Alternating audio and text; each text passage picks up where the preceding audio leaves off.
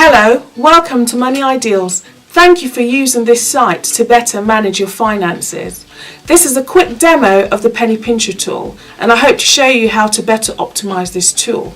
Before we start, you will need copies of your bank statements or credit card statements, whatever statements that show your expenditure, and also you'd need different colored highlighters.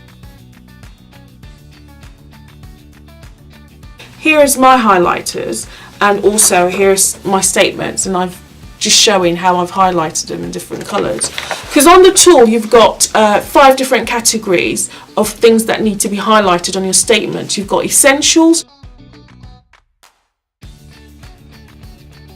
you've got food and drink, you've got travel, you've got debt repayment, and you've got excess.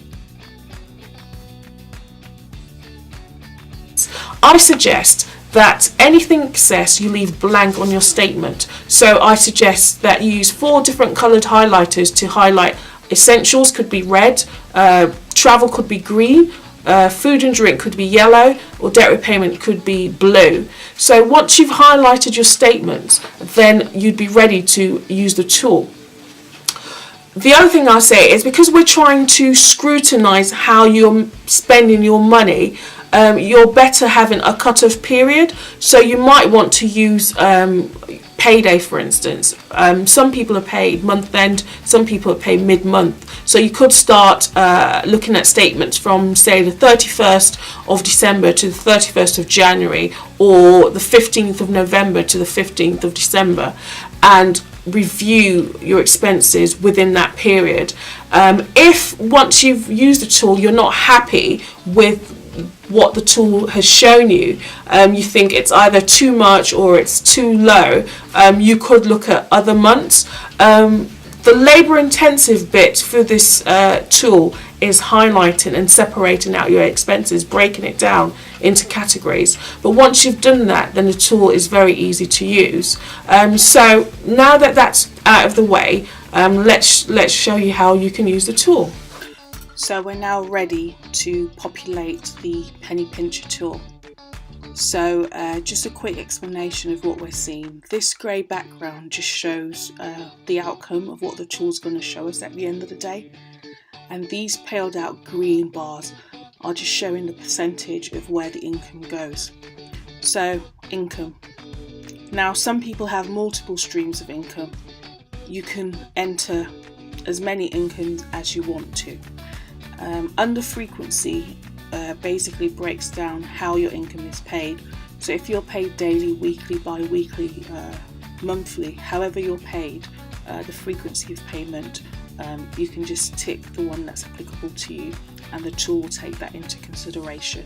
So for this example, I'm going to put £1,000 as a single stream of income. Not on any benefit, but if you are on any benefits, you could also include that as well. So once that's done, we go to expenditure. So under expenditure, if you just hover over essentials, it shows you what essentials are, the definition of essentials. And if you do the same over excess, it also tells you what the excess is. Let's go into essentials. So again, this is all for demonstration purposes only. I'm just going to make up the figures. So £250 for rent, £80 for council tax, £20 for water, gas bill 45, electricity 45, buildings insurance 23, telephone mobile 25, TV license 145.50, which is annually, which I know because you'll have to pay TV license here. Food, I'm going to say single person doesn't eat a lot, £45 a month, then £35 on drinks a month. Travel, let's go for a cheap option, say bus, say £50 a month. Debt repayment, I'm going to say credit card payment of £80. So let's put £80 a month for credit card payments.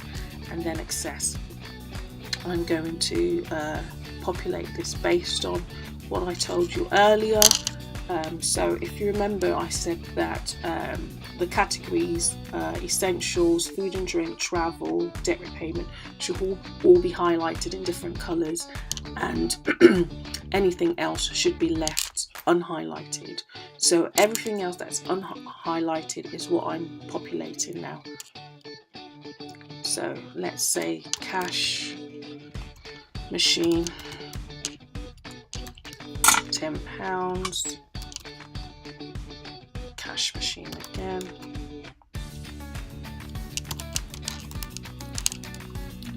say 30, then there's a check, say 43, then add item, say miscellaneous, there was some pennies and pounds there, that's not sure about, which was 253.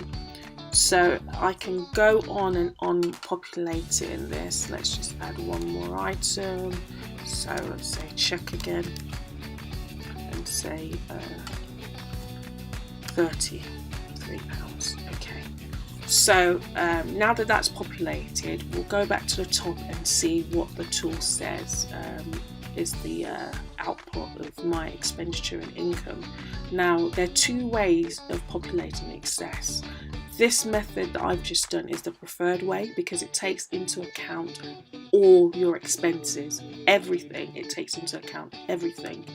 But if you were to leave this blank, which would be the second option, the tool will calculate your excess based on what you've entered in your debt repayments, travel repayments, food and expenditure, the total of those 4 items, and then it deducts it from your total income, which works if you're only spending what you earn. But most people have credit cards and overdrafts which they spend on as well. So by doing that, you miss out the information in terms of overdrafts and credit cards. So that's why it's quite important to populate the excess section, even though it's labour intensive and it does take a bit of time, because what we're aiming to do through this is showing how much money we either have as an excess or how much we're overspending by, and hopefully using some of the tips as suggested on other pages of this website, look at reducing that so that we have more disposable income to ourselves. So now let's go to the top of the page.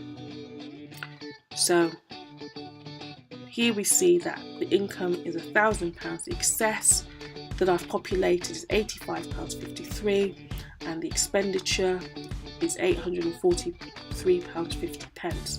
Now if I add expenditure and excess, we see that that's not up to 1,000, which means that there's still some money somewhere that's not been accounted for. Now hopefully most people using this tool will find that they're able to account for all of this money, and even sometimes they're even overspending. But for the purpose of this example, I have just put in some figures there.